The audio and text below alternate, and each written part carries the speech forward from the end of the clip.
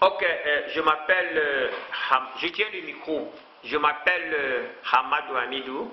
Je suis un enseignant qui n'est pas formé, mais j'ai embrassé l'enseignement par conviction, c'est-à-dire par amour. Alors, je suis de Yaoundé au Cameroun. Je voudrais un peu m'inquiéter par rapport au sort de l'Afrique. Pourquoi l'Afrique ne se développe pas? Quels sont les problèmes qui minent l'Afrique? C'est vrai, ce sont les problèmes connus de tous. Parce que chaque jour, que ce soit nos intellectuels, que ce soit nos hommes politiques, que ce soit nos leaders d'opinion, que ce soit même sur les réseaux sociaux, tout le monde énumère et tout va dans tout le sens. Mais moi, je pense que l'Afrique doit prendre conscience. Si on veut avoir un continent développé comme les autres, il faudra qu'on se pose la question que même les autres ont d'abord commencé quelque part. Tant qu'on ne va pas se fixer des objectifs, on ne va pas arriver. Alors, le problème, moi, beaucoup de problèmes, mais je vais juste citer quelques-uns, c'est-à-dire à ma connaissance. D'abord, les problèmes politiques. J'ai l'impression que les politiciens ou alors les dirigeants qui nous dirigent, je ne sais pas si eux-mêmes ils comprennent ou alors ils réalisent l'ampleur de la charge, c'est-à-dire l'ampleur de leur responsabilité. C'est une charge lourde. Vous dirigez des personnes, pas des animaux. Vous avez des pays, vous allez rendre compte devant votre Créateur. Est-ce que vous avez géré ces peuples, ces personnes dans l'art? Parce qu'on dit tout pouvoir vient de Dieu. Ça, c'est ce qu'on a coutume à dire en Afrique. C'est-à-dire du nord à l'est, du nord au sud, de l'est à l'ouest. Tout le monde, c'est-à-dire dans tous les dialectes, dans toute tradition, chez nous en Afrique, on dit tout pouvoir vient de Dieu. Mais est-ce qu'on exerce ce pouvoir-là pour son propre intérêt ou bien c'est pour l'intérêt de la population dont nous avons la charge? Alors, moi, vraiment, c'est nos dirigeants. Ils voyagent à travers le monde. Pourquoi ils ne peuvent pas aussi tricher les bons exemples des autres pays pour amener chez nous, en Afrique? Ce sont des personnes qui sont comme nous. Pourquoi la couleur de la peau peut faire problème? Ou alors le noir, c'est un problème? Ou bien le facteur de la mélanine, c'est un problème? Est-ce que c'est un facteur de sous-développement, la couleur noire? Ou alors parce qu'on dessine toujours le diable en noir, c'est un problème? Je pense qu'on a le même cerveau. Je ne vois pas dans quel pays accouche-t-on par exemple un enfant, qu'on soit blanc ou n'importe comment, habillé ou bien avec quelque chose en main. Non, tous les enfants sortent de la même chose. Et tout le monde est libre, puisque avec la Déclaration universelle des droits de l'homme, on a dit tout être né égaux, libre et égaux devant la loi. Ça veut dire que nous sommes dans la même liberté. Vous avez la responsabilité de nous diriger. Vraiment, diriger ce qui est bien ailleurs pour amener chez nous. On peut commencer. Rien n'est tard. L'Afrique, c'est un continent vraiment que Dieu même, c'est un scandale même de richesse. Que Dieu a tout donné. Vous allez voir des pays, dans des continents, c'est-à-dire, il y a des choses qu'il n'y a pas, mais en Afrique, là, on a tout. Parfois, dans un seul pays, vous allez voir toutes ces richesses-là sont enchevêtrées, tout est là. Il n'y a pas un pays ici en Afrique qui n'a pas de richesse. Mais vous allez voir, les pays sont là, les gens s'entre-déchirent, parfois c'est pour le pouvoir. Alors vous avez tout le pouvoir. Travaillez donc avec le pouvoir là pour le peuple. Le pouvoir là, c'est le peuple qui vous donne, c'est-à-dire à travers Dieu. C'est pas comment on appelle, c'est pas les autres, c'est pas les occidentaux pour ne pas les nommer. Alors nous, on doit faire quelque chose. On nous dit, quand nous sommes des enfants, on dit même pas dans les écrits, on dit que les mathématiciens ou bien la science, tout ça là, ça a commencé en Afrique. L'Afrique est le berceau de l'humanité et tout et tout. C'est comme si ce sont les intelligents qui sont allés, qui ont traversé l'Afrique, ou alors les hommes pieux qui sont allés de l'autre côté. Alors que moi j'avais soutenu un propos, il y a eu un débat une chose avec les amis, moi j'ai soutenu, je dis ok, comme les blancs ne peuvent pas faire de noirs, certainement les blancs, c'est un accident, donc comment on appelle, d'un accident de naissance noire qui est devenu blanc. à peu près comme les hommes du bloc d'Afrique, les albinos et autres. Donc c'est un accident. En fait, c'est même un accident. C'est pour ça que nous sommes même au-dessus des blancs, puisque les blancs sont sortis de nous. Un couple blanc ne peut pas donner un noir, alors que nous, les noirs, nous donnons parfois les blancs. Ça veut dire que nous sommes au-dessus des blancs. Pourquoi l'intelligence des blancs ne passe pour nous? Puisqu'ils sont sur notre photocopie à nous. C'est à nous. Mais pourquoi eux, ils comprennent la vie mieux que nous? Il faudrait donc que nos dirigeants qui sont là, qui sont devant nous, qui nous dirigent, doivent vraiment réfléchir pour l'Afrique. Ils doivent s'associer.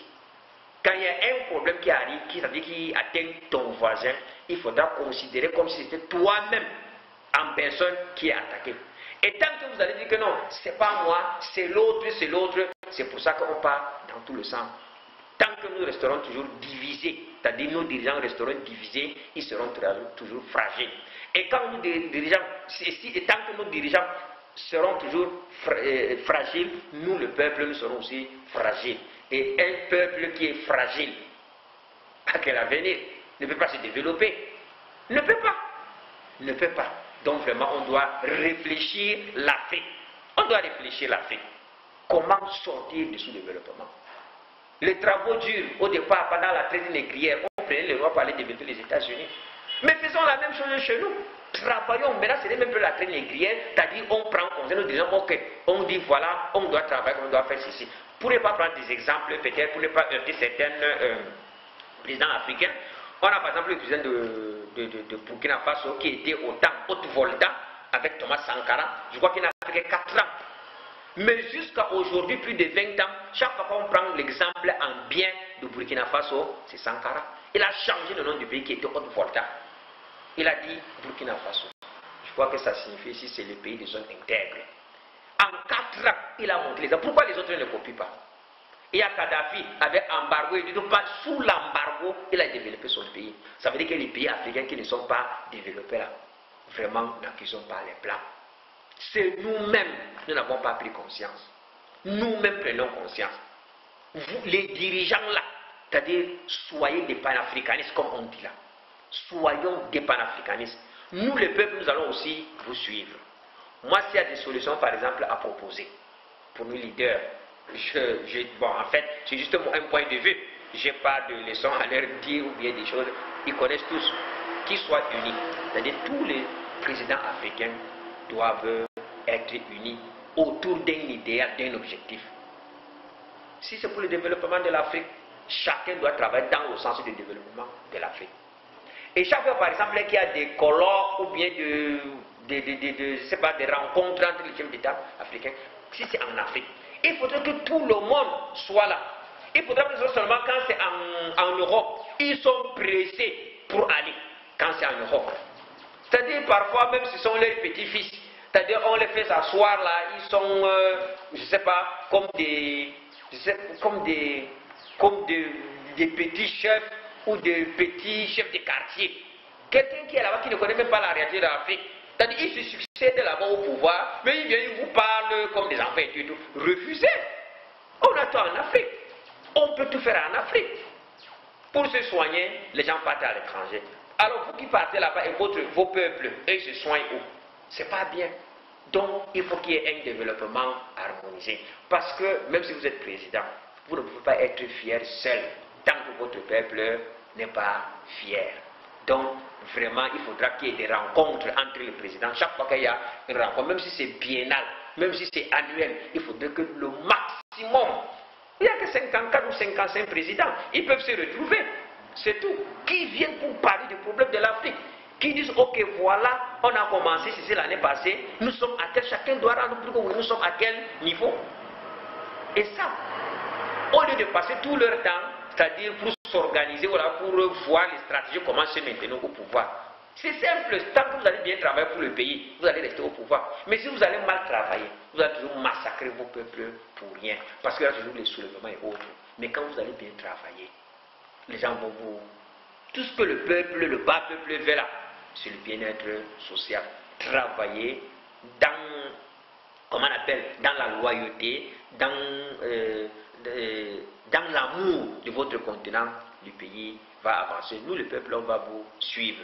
Mais chaque fois, quand vous allez toujours aller aller, c'est-à-dire à l'encontre de votre peuple, ça ne peut pas donner. On n'a pas toujours besoin d'être un président de la République ou bien premier ministre pour servir son pays. Aux États-Unis, il y a des gens, même si vous voulez donner de l'argent pour être président, même en Europe, là, ils vont refuser. Parce qu'ils sont allés, chacun est allé, c'est la vie. Tout le monde n'est pas fait pour diriger. Donc vous êtes là pour diriger, il faut diriger. Donc évitons les guerres. Voilà aussi les choses aussi qui nous ramènent par derrière. Chaque fois qu'on fait les guerres, vous oubliez même. Vous voulez diriger un peuple. Vous avez déjà massacré ce peuple-là. Vous voulez massacrer avec quoi? Avec les instruments qui sont venus d'ailleurs. Et on ne vous donne pas ça pour rien. C'est-à-dire que vous passez tout le temps, toute votre économie, tout l'argent de votre pays, vous partagez les choses ailleurs qui profitent à d'autres peuples pour venir détruire votre population. Alors que c'est votre population même, vous travaillez pour votre population. C'est cette population qui a même travaillé cet argent que vous détournez pour aller acheter les armes. Regardez, ça ne sert à rien. L'Africain, c'est un homme à palabre, c'est-à-dire sous l'arbre à palabre. Quel est un problème que ce soit l'opposition avec vos opposants ou autres? Non, réunissez-vous. Dites voilà ce que nous voulons pour le pays. Moi, je ne pense pas dans un pays, l'opposition a aussi un rôle positif. Donc, il ne faudrait pas qu'on voit toujours les opposants comme les gens qui veulent. Non, non, non, c'est pas ça. Et puis, on ne peut pas toujours être opposant pour seulement arriver au pouvoir. On peut s'opposer, par exemple, pour décrire une situation, pour que ça s'arrange, pour que ça... Chacun doit jouer son rôle. C'est ça qu'on appelle une niche écologique. Donc, chacun joue son rôle. Donc, je crois que si on essaye de réfléchir dans ce sens, on peut bien se développer. Rien n'est encore trop tard. Mais il ne faudra plus qu'on vienne encore à l'an 3, peut-être en l'an 2100. On va toujours rester comme nous sommes. Ce n'est pas bien. Ce n'est pas bien.